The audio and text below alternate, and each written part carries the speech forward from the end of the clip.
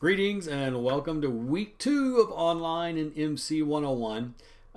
Thanks again if you were on the Zoom meeting last week. It was nice to see everybody and kind of maintain that contact that we have going. We decided, I think, during that meeting that probably every other week would be okay for Zooms. So we will not have a Zoom meeting this week. And we're going to be covering advertising. That'll be the chapter for this week. So I'm going to do a real quick kind of overview lecture, guide you to the key points, and then talk about the exercise for this week. So again, everybody, stay safe, keep well, and all that. All right, this chapter on advertising seems a little weird in some ways because most of us, I think, would agree that we know what advertising is. When you see it, you say, that's an ad. We discovered that public relations might be a little more subtle. It might come through the media. It might be third party. It might be influencer. It might be other ways. But boy, not with advertising. Advertising is like, bang, here it is. Here's my product. Here's why I want you to buy it.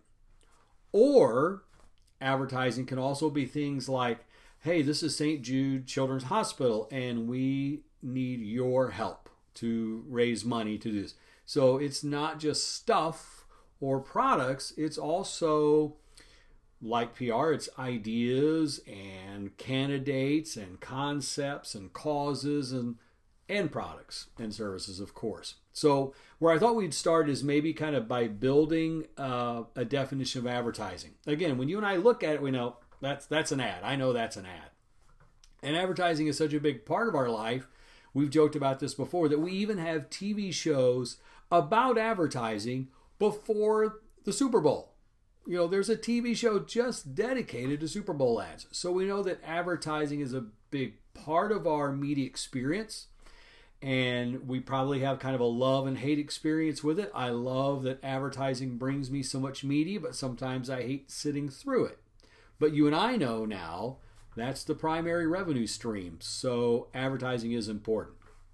All right, if we had to define it, if we had to get like a textbook type description, and I think this is slide number 4 in that deck, it's that advertising is structured and composed. Very much so. If I've only got 6 words or 30 seconds or this much space, I have to be extremely thoughtful and careful about the words and the images because I only get your attention for that long. So it is very much structured and composed, unlike conversation. It's non-personal. It's coming to us through the media. It might be a billboard, it might be a t-shirt, it might be an ad that we see on YouTube or something of that nature, but it's not one person talking to us. It's non-personal. It's almost always paid for. That's what makes advertising advertising, is we pay money to control the time and the space and the content of the message. Now in PR, we rely on other sources to help carry that. But in advertising, we say, hey, I want 30 seconds in the Super Bowl to talk to 100 million people. How much? 5 million? Done. That's how advertising works in that regard. So it is paid for. It's usually persuasive in nature. I mean, there's an objective. I want you to buy or vote or join or do or try or believe or support or whatever the thing is. But there's an objective, right? And so it's typically persuasive. It's usually about products or maybe goods and services. But again, it might be ideas, right? It might be concepts. There's a whole branch of advertising called public service announcements or public service advertising, where we're trying to get people to get into the idea of social distancing or don't litter or don't fry your brain with drugs or whatever the thing is. There's always an identified sponsor because we want to know who the ad is from because they want us to come buy from them. Have you ever seen an ad? You're like, oh, I love that ad. That's the funniest thing. Oh, I love it. That's so great. Who's it for? I don't know. But I love it. It's so funny. Well, my question as an ad professional would be then I don't know if that's really a very effective ad if you don't remember who it's from or who to go buy from. So we want identified sponsors. Nike wants you to know that it's Nike and they want you to buy Nike shoes. All right. And advertising can be delivered through all sorts of various medium. From everything as simple as sidewalk chalk to a complicated, full-blown 30-second network spot or a billboard. It can come through us through all sorts of media.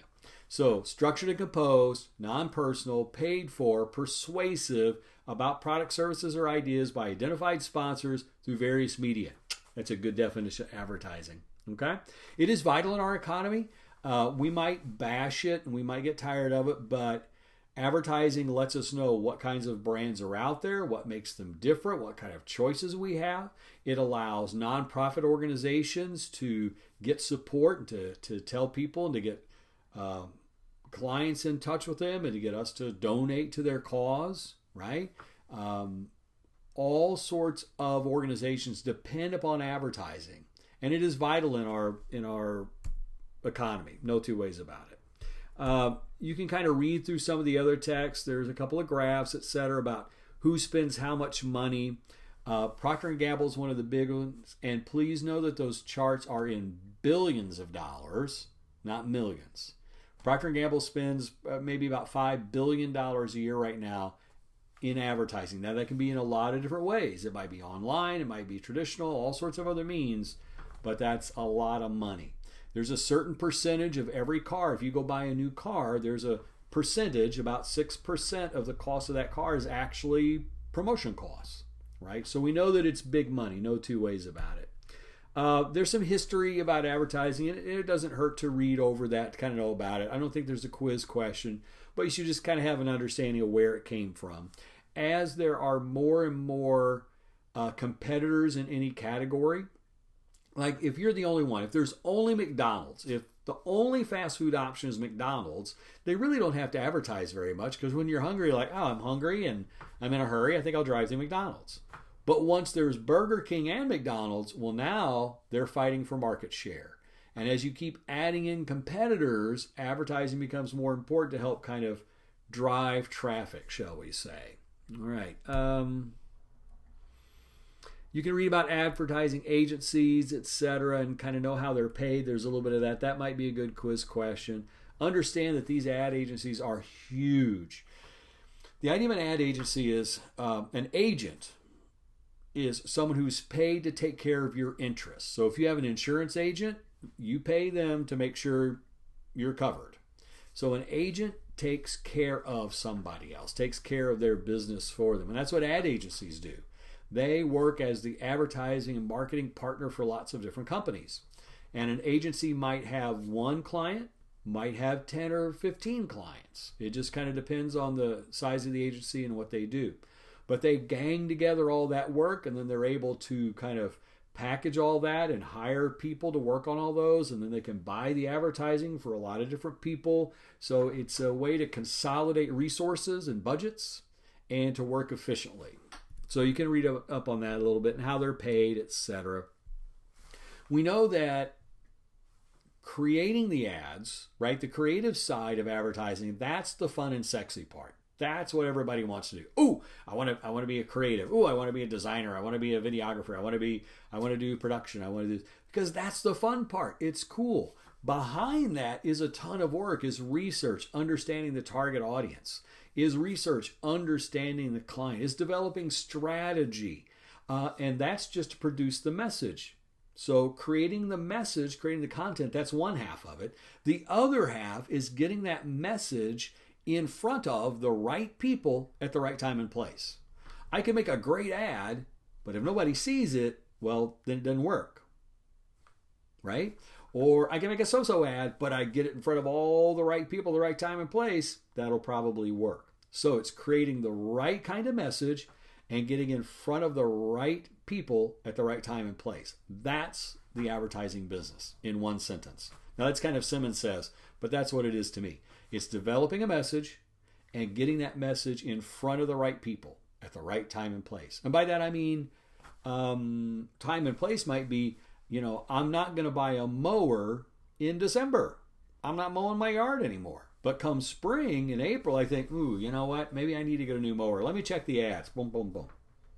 So the right creative message in front of the right target audience at the right time and place. That's what makes the business works. And we use all sorts of things to do that. So you can read on slide 14 some ideas about that and relate that. A lot of advertising is about brands, and a brand is just the personality, the mark of a company. And when we think of big brands like McDonald's and Nike and Chevy and Ford and Apple, you kind of feel like you know who they are and what they're about. Well, that's what the brand is. You know what McDonald's is about. You know what Apple is about. You kind of know their personality. That's what branding is. The other big half of advertising is about retail. So we communicate to you who and what this brand is about, and then we tell you where to go buy it. So those are the two big legs in advertising there. You can read about advertising tactics, and one of the things that you ought to know about that is repetition is important. When we're designing ad campaigns, we always shoot for a frequency of at least three times, because the first time we hear something, it kind of goes by us. And then the second time we hear, we're like, well, I think that, I need to think about that. And the third time, then we're like, oh, yeah, I need to buy that, or I need to go there, or I need to remember that the next time that I want to buy that thing, right? And so we want to not just try to hit people one time, but reinforce that message. So repetition is key in advertising. In fact, I just used it right now because I talked to you about that same topic from a couple of different ways several times. And so now you know that repetition is important. All right. So you can read through all of that.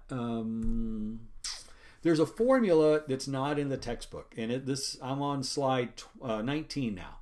And I want to talk to you about this. I like nuts and bolts. I like boiled down simple things. I like the whiskey of an idea, like the essence of it.